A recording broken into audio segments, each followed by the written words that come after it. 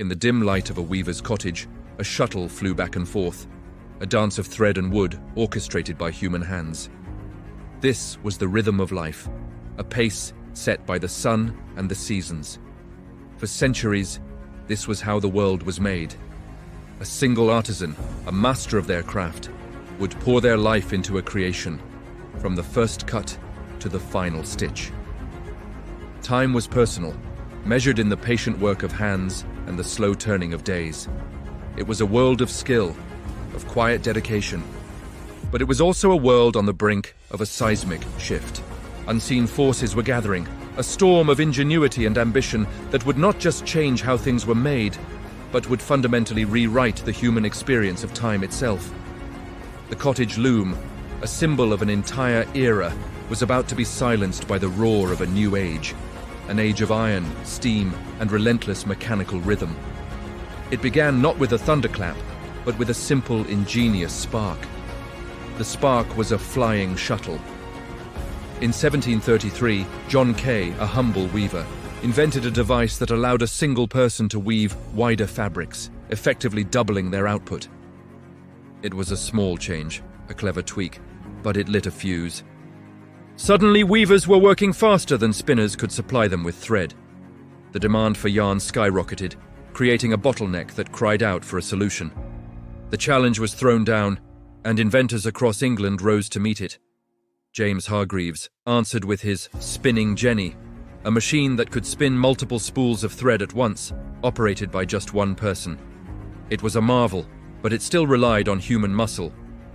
Then came Richard Arkwright. He wasn't just an inventor, he was a visionary, and perhaps a ruthless opportunist. He saw that the true power wasn't in human hands, but in the relentless, untiring force of nature. His water frame harnessed the power of a rushing river, spinning cotton with a strength and consistency that no human could match. This was the turning point. These new machines were too large, too expensive, too powerful for a cottage. They needed a new kind of home. They needed the factory. Arkwright built his first water-powered mill at Cromford in 1771. It was more than a building, it was a new world. Workers, once independent artisans, now flocked from the countryside, drawn by the promise of steady wages. But they entered a realm governed not by the sun but by the factory bell. Their lives were no longer their own. The water wheel turned, and so did they. The machines didn't tire, so neither could they. Workdays stretched for 12, 14, even 16 hours. The air grew thick with cotton dust, the noise of the machinery a constant, deafening roar. This wasn't just a new way to work, it was a new way to live. The family unit, once the center of production, was fractured. Men, women, and even small children were pulled into the factory's orbit, their lives dictated by the insatiable appetite of the machines they served. The old world of craft and seasons was being systematically dismantled, replaced by a new reality of discipline, efficiency, and the relentless ticking of the clock. This was the birth of industrial time. The system was hungry. It devoured cotton, coal, and human lives with equal ferocity. And its hunger was about to be supercharged by the most transformative invention of all, the steam engine. James Watt's innovations in the late 18th century didn't just improve an existing machine. They unleashed a new prime mover upon the world. Steam power was untethered. It didn't need a river, it only needed coal and water. Factories could now be built anywhere, and they exploded across the landscape, clustering into the world's first industrial cities. Manchester, once a modest market town, became Cottonopolis, a sprawling metropolis choked with the smoke of 1,000 chimneys. The pace of change was dizzying. Iron production soared, fueling the construction of more machines, more factories, more railways to transport the goods. The railway itself was a revolution in time. A journey that once took days by coach could now be completed in mere hours. The world was shrinking, connected by iron veins that pumped goods and people at unprecedented speeds. For the new industrial capitalists, this was a golden age. Fortunes were made overnight. They saw progress, efficiency, and the triumph of human ingenuity. They built grand town halls and lavish homes, monuments to their own success. But for the vast majority, the people who fueled this revolution with their sweat and their time, the reality was far different. They lived in sprawling, hastily built slums, crammed into unsanitary tenements. Disease was rampant. The river that once powered the mill now served as an open sewer. The very air they breathed was a toxic soup of smoke and filth. The factory, which had promised a new kind of freedom, had in fact created a new kind of bondage. Workers became cogs in a vast, impersonal machine. Their skills were devalued, their bodies broken by repetitive labor and dangerous conditions. The rhythm of the machine became the rhythm of their existence, a relentless cycle of work, exhaustion, and brief, fitful sleep. They had traded the cyclical time of nature for the linear, unforgiving time of the production line. Time was no longer a river, it was a commodity, something to be measured, sold, and squeezed for every last drop of productivity. A profound sense of alienation set in. The weaver who once saw a piece of cloth through from start to finish now only performed a single, repetitive task with no connection to the final product. They were estranged from their own labor, from nature, and from the very fabric of time that had once defined their lives.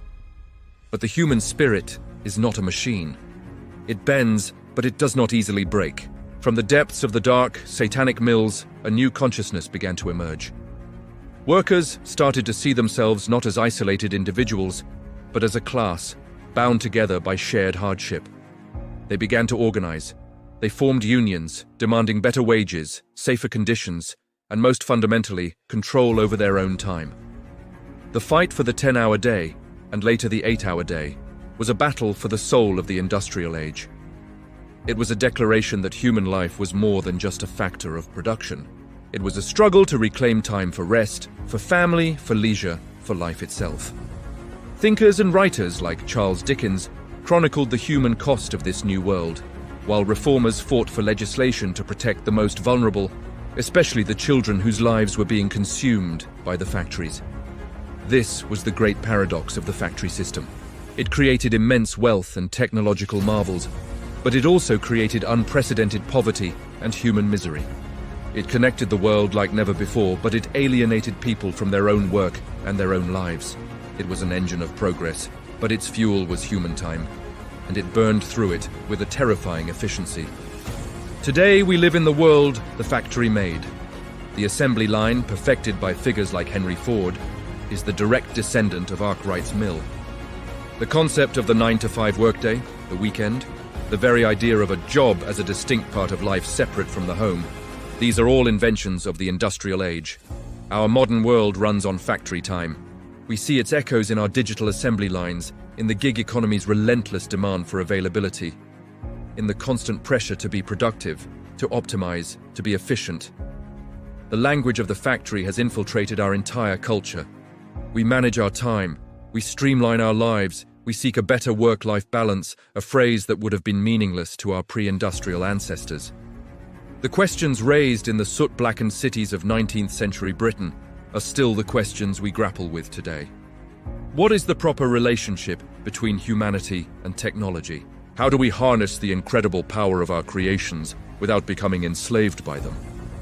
And how do we define a good life in an age of relentless acceleration? The factory system showed us that when we change the way we work, we change everything. It reshaped our societies, our cities, and our very perception of time. It was a revolution born of steam and iron, but its legacy is written in the daily schedules of billions of people. It's a reminder that progress is never simple, and that for every convenience gained, a cost is paid. The challenge, then and now, is to ensure that the price is not our own humanity. Thank you so much for watching. The story of our relationship with time and technology is still being written. If you found this journey into the past interesting, consider subscribing and hitting that notification bell. We'd love to hear your thoughts in the comments below. How do you see the legacy of the factory system in your own life? Until next time, stay curious.